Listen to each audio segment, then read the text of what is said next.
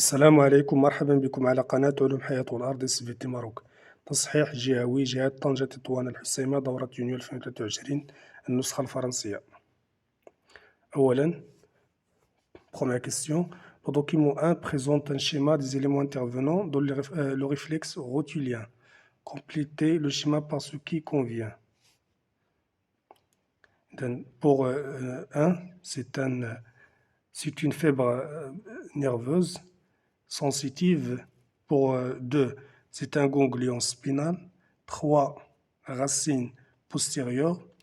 4, substance blanche. 5, la substance grise. 6, la racine antérieure. 7, un nerf rachidien. 8, une fibre nerveuse motrice. Deuxième question, couchez pour chaque proposition la réponse correcte. Une seule proposition est correcte. Premièrement, le réflexe médullaire est une activité volontaire, إرادي, involontaire لا إرادي, commandée par le cerveau, تدخل في المخ, ou l'indépendante du système nerveux, لا علاقة له بالجهاز العصبي. طبعا la bonne réponse c'est B, involontaire. Le réflexe médullaire est une activité involontaire. La plaque motrice est la zone de contact, الصفائح المحركة هي منطقة اتصال, entre deux cellules nerveuses ou deux cellules musculaire ou un neurone moteur et le muscle, ou bien un neurone sensitif et le muscle. Bien sûr, la bonne réponse c'est C. C'est la zone de contact entre un neurone moteur et le muscle. Troisième proposition, la stimulation de récepteurs sensoriels produit un influx nerveux qui se propage le long des... Donc, la stimulation de récepteurs sensoriels, donc il y aura la forme, après la stimulation de récepteurs sensoriels, il y aura la formation de l'influx nerveux sensitif qui va se propager bien sûr à travers les fibres nerveuses sensitives. Donc la bonne réponse c'est les nerfs sensitifs aux aires sensitives. Donc la stimulation de récepteurs sensoriels produit un influx nerveux qui se propage le long des nerfs sensitifs aux aires sensitives. Donc c'est B. La quatrième proposition, lors d'une motricité volontaire, l'influx nerveux moteur naît au niveau. خلال تحرك إرادية تنشأ السيولة العصبية الحركية على مستوى واش لا موالي بينير النخاع الشوكي ولا لير دو لا سونسيبيليتي جينيرال الباحة الحسية العامة ولا لير موتريس ولا الباحة الحركية ولا الريسبتور سونسوريال المستقبلات الحسية. Bien sûr, l'influx nerveux moteur naît au niveau de l'aire motrice. Donc c'est l'aire motrice. Pour une motricité volontaire, la bonne réponse c'est C. Troisième question. Relié par une flèche, chaque élément de groupe 1 a son correspondant dans le groupe 2. Groupe 1, le microbe. Et groupe 2, c'est le type de microbe. Groupe 1, l'amibe. Nous avons de levure de pain, diplocoque, agent responsable de sida.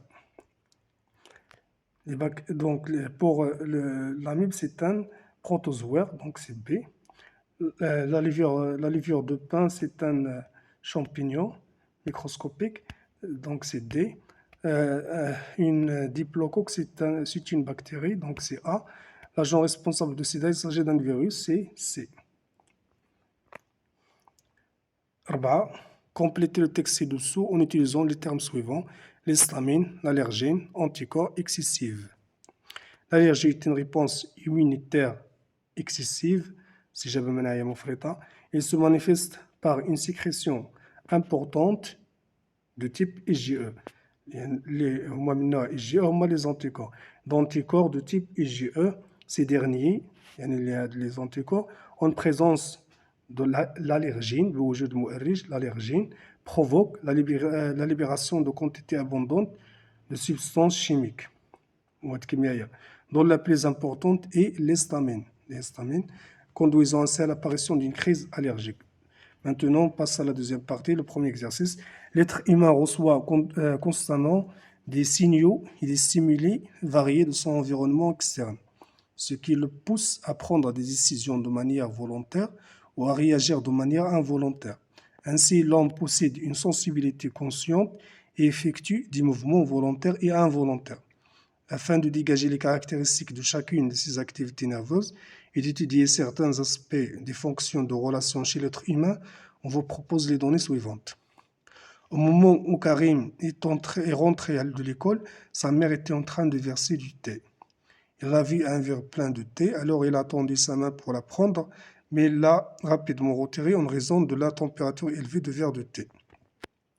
إذا شاف كريم كأس من الشاي مد يده لأخذه ثم سحب بسرعة يده بعد لأن الكأس كان حرارة الكأس كانت مرتفعة. Identifier parmi les activités nerveuses effectuées par Karim les activités qui peuvent être classées dans les catégories suivantes. Sensibilité consciente, bien sûr, c'est voir un verre de thé. La motricité volontaire, c'est tendre la main pour la prendre. La réflexe médulaire, c'est tirer la main rapidement. Le document 1 représente un ensemble d'éléments impliqués dans les activités nerveuses que Karim a effectuées. En se basant sur ce qui précède le document 1, identifie les organes impliqués dans la sensibilité consciente, c'est-à-dire voir le verre de thé. Le stimulus, c'est la lumière, bien sûr, la lumière. Le stimulus est un stimulus pour la vision. Le récepteur sensoriel, c'est l'œil, ou bien la rétine, donc c'est l'œil. Le conducteur sensoriel, c'est le nerf optique, qui va transmettre l'influx nerveux sensitif. Le centre nerveux, c'est l'aire visuelle. Complétez le schéma ci-dessous en indiquant les éléments impliqués lors de la motricité volontaire effectuée par Karim. Ouais, donc, il faut citer les éléments qui interviennent pendant la motricité volontaire effectuée par Karim.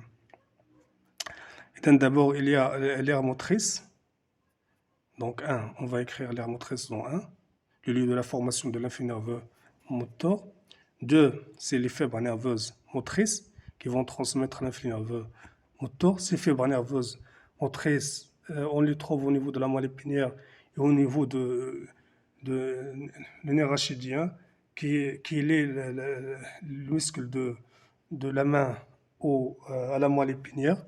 3, donc 1, c'est l'aire motrice. 2, c'est les fibres nerveuses motrices. 3, c'est le muscle de la main.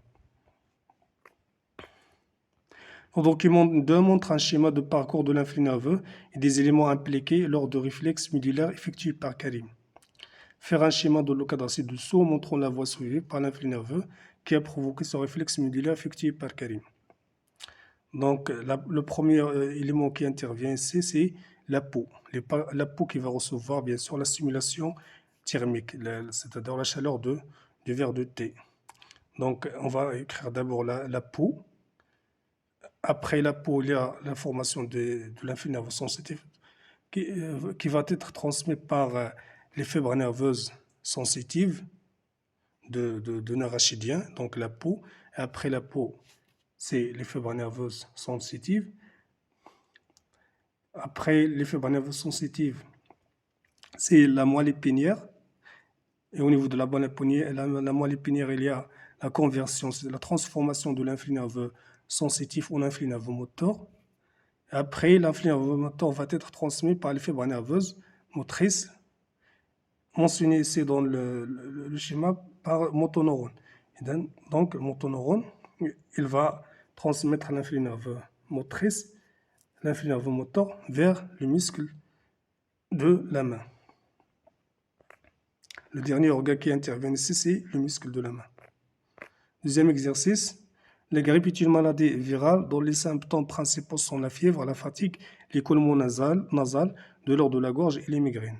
Afin de mettre en évidence certains aspects des réponses immunitaires développées par le corps humain contre le virus de la grippe, on vous présente les données suivantes. Le document 1 montre l'évolution du taux du virus dans le sang de la personne atteinte de la grippe et le taux d'anticorps produit après une infection par ce virus. Que représente le virus de la grippe pour le corps humain? Il représente un antigène. À partir du document 1, décrire l'évolution du taux des virus et des anticorps dans le sang à partir du premier jour de l'infection. تلقى من وثيقة واحد صفر تطور معدل الفيروسات ومضادات الأجسام في الدم تلقى من اليوم الأول للعدوى يعني الإصابة بالفيروس. إذا après l'infection, l'infection, c'est-à-dire le jour numéro 0, début de l'infection. Donc l'apparition du virus n'a lieu qu'après 2 jours. À partir du deuxième jour, on observe une augmentation rapide de taux de virus dans le sang, qui atteint une valeur maximale à partir du sixième jour, le sixième jour. Après le 6e jour, on observe une diminution de taux du virus dans le sang qui s'annule, il devient nul au 10e jour. Pour les anticorps, l'apparition des anticorps antivirales n'a lieu qu'à partir du 4e jour. Elle commence à augmenter rapidement jusqu'à atteindre une valeur maximale le 10e jour et elle reste constante après le 10e jour.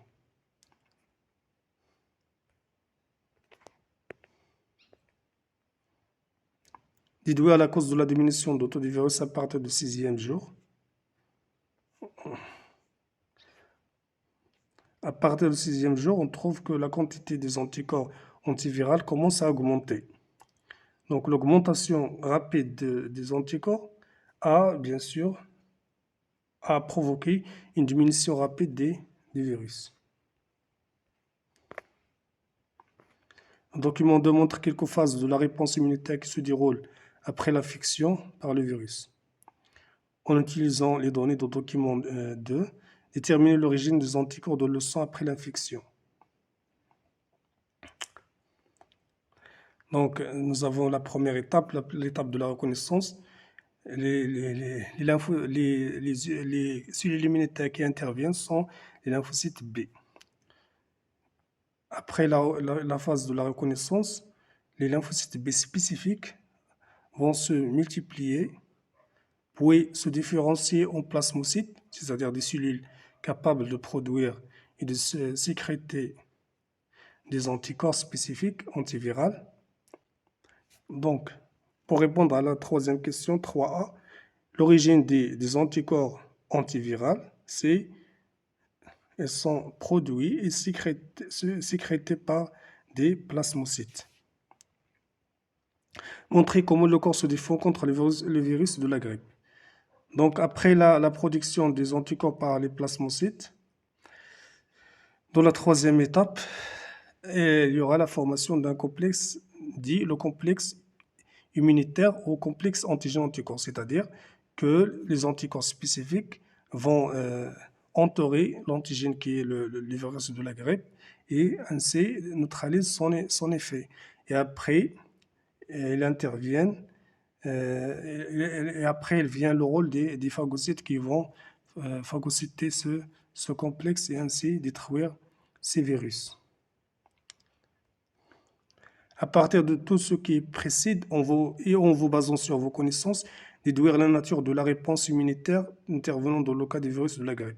Justifiez votre réponse. Bien sûr, la réponse immunitaire qui intervient ici, c'est la réponse immunitaire acquise à médiation humorale, car elle fait intervenir des anticorps qui neutralisent l'effet des virus.